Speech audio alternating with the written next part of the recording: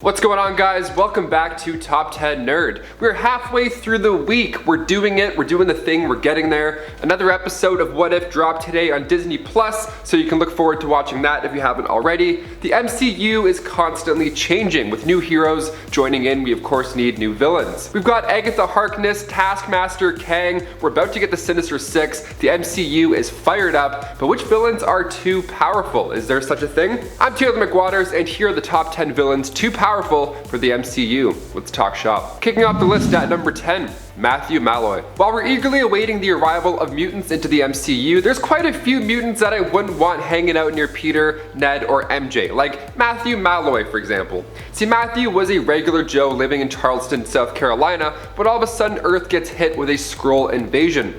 Gotta love Mondays in the Marvel Universe. Sick. Things escalate when his wife Jules is vaporized by a blast from said Skrull ship, and his home was also just toast. Just a complete tragedy from the start. Now, one depressing, dark, lonely year later, he sees his late wife's sister, and they finally catch up. And it's hard for Mathew, of course, to talk about this stuff. This is still just a year ago, so it's all very fresh. So he's feeling it, and that's when his mutant powers decided to manifest. He erupted with energy, sadly also ending the life of Jules' sister.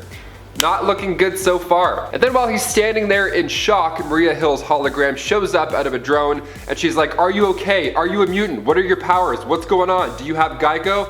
He's a little stressed out on what's happening, so he freaks out a little more. So she sends in a strike team, and this just caused him to release even more energy and take even more lives. S.H.I.E.L.D. ended up sending in an airstrike, and that ended the lives of Cyclops, Magic, and Mathew, but those powers were better than we thought, because Mathew came back to life. Immortality for the win. Next, he teleported to the Jean Grey school, where he then took the life of Emma Frost. Now, Tempest at this point decided the only way to take care of this beyond Omega level threat was to go back in time and make sure his parents never meet. Then we can avoid having this supervillain from exploding over and over again. There's a link there, page 10. Mutants are cool and all, but this is evidence of how a regular guy can be riddled with tragedy in the Marvel Universe. Imagine if Zemo got these powers, Civil War would be over in like 22 minutes. Number 9. Molecule Man. Owen Reese started his days out as a small, puny, ridiculously looking laboratory technician whose life changed forever one day at work. Also, that's how the Watcher described him. I'm not being mean. He's breaking down his origins to the Fantastic Four, and he's low-key roasting the guy the entire time. It's pretty great. He was working for Acme Atomic Corp, but one day he got distracted and made a mistake while making adjustments to that atomic machine. He was distracted because he was monologuing about how much his life sucks. He was like, "Oh, I'm just a nobody wearing green pants at work, boo-hoo, no one knows my name." And then in the middle of his pity party, he gets blasted with energy, but somehow he survives. His boss of 12 years calls him in the office, and he's like, "Hey, I heard about your accident, Mr. whatever your name is. We can't have that happen here. You're fired." Which, first of all, as far as lawsuits go, could you imagine? But Owen doesn't pack up and leave. No, instead, he pulls out a wand that can control his powers, and he turns Boss Man into a snow cone. He can now control every molecule in the universe, and like Reed Richards says, if a man can control molecules, he can control anything. Guy's really brilliant with that groundbreaking assessment. Thanks, Reed. And before we continue on with this list, if you want to go ahead and give this video a thumbs up. It's a lot of dark, tragic stuff going on here, so let's brighten the mood a little bit by doing a little hitting that button. Thanks so much, you guys are the best. Back to this list. Number 8, Mad Jim Jaspers. Old Jimmy J. Okay, he made his first appearance in Daredevil's number 7 back in 1983. He was created by Alan Davis and Alan Moore, and when he first hit the pages, he was a British politician serving as Prime Minister of the United Kingdom. He was serving as a member of Parliament for Haslab West, and he wasn't a fan of superheroes either. He wanted to keep Britain safe, and superheroes crashing through buildings and punching each other in the back, no thanks. Sounds like the opposite of safety. They're old school, I get it. But he also wasn't alone. Many others agreed with him, and in turn, he won a general election. Only 2 issues after he's introduced, we find out he's a mutant with reality warping powers, who of course is also insane. He was just taking out other heroes so that he could rule secretly. Classic little twisty twist. He created and used this machine called the Fury, which hunted down superhumans. Meanwhile, he would be off committing crimes with his Alice in Wonderland themed gang. I know Disney loves crossovers, but I think this would be a little too weird. Number 7. Mephisto. In a list of villains too powerful for the MCU, clearly Mephisto is on that list. We thought he was going to be the one pulling the strings in WandaVision, but as the catchy theme song revealed, it was Agatha Harkness all along. Mephisto made his first full appearance in Silver Surfer issue 3, and he's been making deals with everybody since. Like when Spider-Man revealed his identity in the Civil War storyline, that led to a bullet striking Aunt May, so he offers Peter a deal while Aunt May is dying in the hospital. The world will forget Peter Parker is truly Spider-Man, but in turn Mephisto gets his marriage. It's kind of like Shrek 4, but way more fun. And this movie's probably gonna make way more money than Shrek 4. I mean, maybe, hopefully, I hope. You don't even need to be a superhero to have an eventful night with Mephisto either. Like in Journey into Mystery issue 627, he would show up to a random pub and he tells the bartender a story, and if you listen to his tale, he'll give you a nice fat tip. But if you slip up, things can get pretty ugly. Next time you get that really annoying regular at your bar, just think, it could literally be the devil and be a lot worse. Consider yourself lucky. Number 6. Vulcan. The younger brother of both Cyclops and Havoc, Gabriel Summers made his first appearance in X-Men Deadly Genesis. Before Catherine Summers even had a chance to give birth to the third child, he was transferred into an incubation accelerator, so he grew up real quick. After this, he was sent to Earth to work for Eric the Red, but luckily he didn't stick around to let that happen too long. He changed his name quickly from Gabriel to Kid Vulcan, which sounds way cooler already, but it was also inspired by Roman mythology. I guess the other names already belong to DC characters. But Xavier eventually met him, and because of his mental powers, he knew that this boy was a relative to the Summers family. Vulcan had forgotten about his history at this point as well, but he suited up with Petra, Darwin, and Sway, and together they rescued the original X-Men. It wasn't easy though. Cyclops thought Vulcan had died when the island decided to fight back. Vulcan is an Omega level mutant, and he's also insane. What a jazzy combo. Vulcan can manipulate, absorb, and control energy. This includes Cyclops' optic blasts or even Adam Warlock's energy. And of course, interstellar flight makes those cosmic commutes nice and smooth. Number 5. Onslaught. Making his first debut in X-Men issue 15, Onslaught was a sentient psionic entity created from the minds of Charles Xavier and Magneto. So when the X-Men were fighting the Acolytes, Wolverine hit Magneto, and then in turn Magneto ripped the adamantium from his bones, which I've mentioned on other lists before because that's one of the more painful encounters I've ever seen in comic books. His healing factor then had to work overtime, and Xavier at this point decided it would be the right move to just shut Magneto's mind down, so then he made him catatonic. But during this exact moment, all of Magneto's lust for hate and violence leaked into Charles' subconscious, creating this new personality, Onslaught. Onslaught is quite lucky, because now he gets to tap into the psychic resources of the astral plane where he can manipulate matter and energy.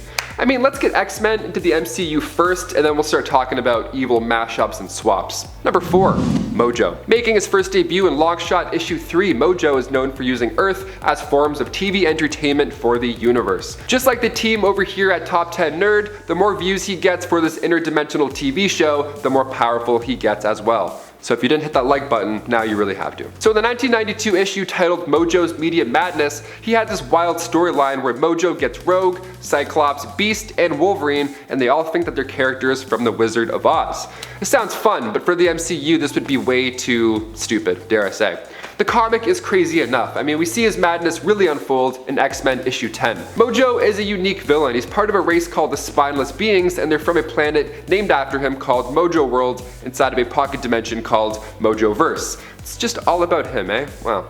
So this race of spineless beings were also slowly going crazy over time because TV signals from other space-time continuums like ours were scattered into their timelines.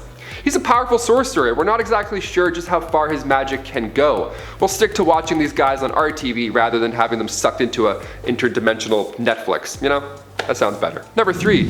Apocalypse. Making his first steps in Marvel graphic novel issue 17 and then making his first full appearance in X Factor issue 5, Apocalypse was born nearly 5,000 years ago at the edge of the Valley of the Kings in ancient Egypt. He was abandoned by his tribe because of the fact that he looked different. He had the Blue Man Group avatar vibe going on, so they left the child. How mean. Later on, he was raised by the nomads with the idea that only the strong survive. So already such a tragic childhood. Now in the desert, along came Baal of the Crimson Sands, leader of the Sandstormers, and he saw this kid crying and he also saw potential, because clearly he was different. So he named him An-Sabanur, which translates to Morning Light. He grew up becoming the most feared in the land, and eventually Baal led him to Ramatut's time ship in an underground tomb.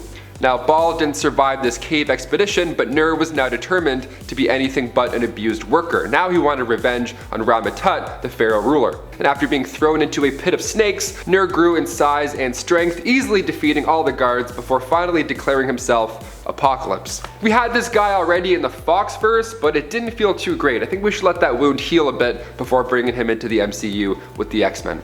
Maybe like 8 years, then we'll talk. Number 2, M.O.D.O.K. Making its first appearance in Tales of Suspense issue 93, M.O.D.O.K was created by Dr. George Tarleton.